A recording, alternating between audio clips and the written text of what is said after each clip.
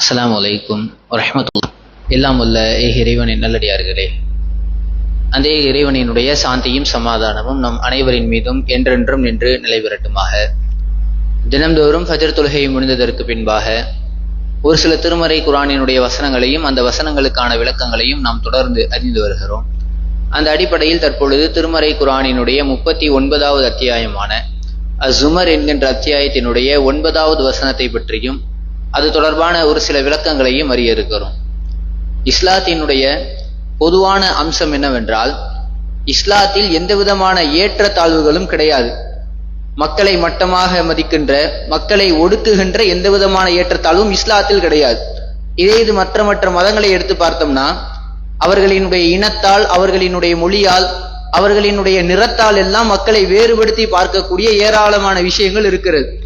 இந்த பிரிவில் நீ பிறந்து விட்டாயா, நீ சிறந்தவன். இந்த பிரிவுல நீ பிறந்துட்டியா, நீ வந்துட்டு தீண்டத்தகாதவன், ஒடுக்கப்பட்டவன் என்று சொல்லி அவர்களினுடைய உரிமையை பறித்து கொண்டிருப்பார்கள். இந்த நிறத்தில் நீ பிறந்து விட்டாயா, நீ சிறந்தவன்.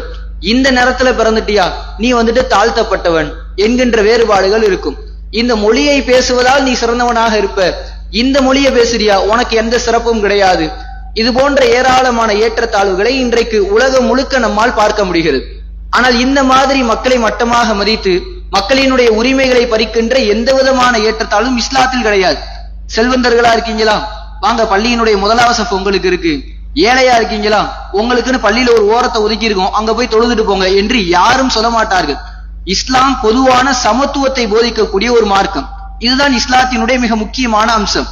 ஆனால் இப்படிப்பட்ட இஸ்லாமிய மார்க்கத்திலும் ஒரு சில விஷயங்களில் ஏற்ற தாழ்வை இறைவன் நமக்கு கற்றுத் தருகிறான்.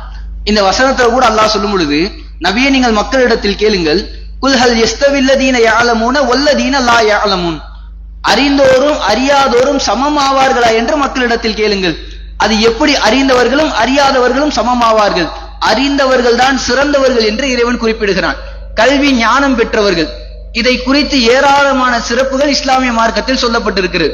ரசூலுல்லாஹ் கூட எப்படி சொல்லுவாங்கன்னா, வமை யுரீதுல்லாஹு பிஹி கைர், அல்லாஹ் யாருக்கு நன்மை நாடுகின்றானோ யுஃபக்கிஹு ஃபித்தீன், இந்த மார்க்கத்தில் அவரை கல்வியில் தேர்ச்சி பெற்றவராக ஆக்குவான்.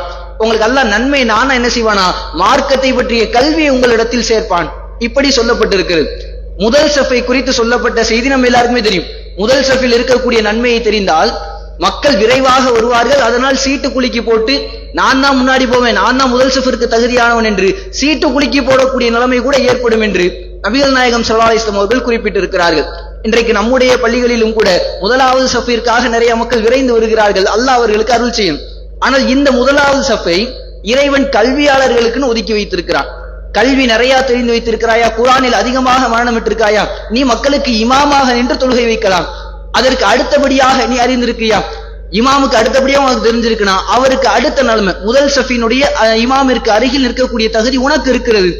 இப்படி சஃபிற்கான ஒழுக்கத்தை இறைவன் நமக்கு கற்றுத் தருகிறான். நல்லா தெரிஞ்சவங்க இமாமுக்கு அருகில் நிக்கணும். இமாம் மறந்துட்டா கூட எடுத்து கொடுக்கக்கூடிய நிலைமையில இருக்கணும்.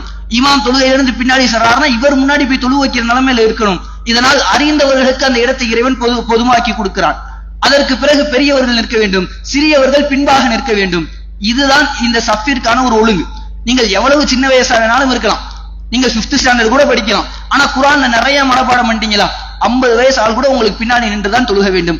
கல்வியில் நீங்கள் சிறந்தவராக இருந்தால் உண்மையில் மக்களுக்கு மத்தியில் நீங்கள் சிறந்தவர்களாக இருப்பீர்கள். சொர்க்கத்துக்கு போறது எவ்வளவு கஷ்டம், எவ்வளவு சிரமங்களால் சொர்க்கம் சூழப்பட்டிருக்கு நம்ம எல்லாருக்குமே தெரியும். ஆனால் அப்படிப்பட்ட சொர்க்கத்திற்கான பாதையை அல்லாஹ் லேசாக்கி வைத்திருப்பதாக சொல்கிறான். யாருக்கென்றால், மன் சலக்க தரீகன் யல்தமிசு ஃபிஹி இல்மா, யார் கல்வியை தேடி ஒரு பாதையில் பயணிக்கிறாரோ ஸஹலல்லாஹு லஹு பிஹி தரீகன் இலல் ஜன்னah, அதே பாதையில் சென்றால் அல்லாஹ் அவருக்கு சொர்க்கத்தினுடைய பாதையை லேசாக்குவான்.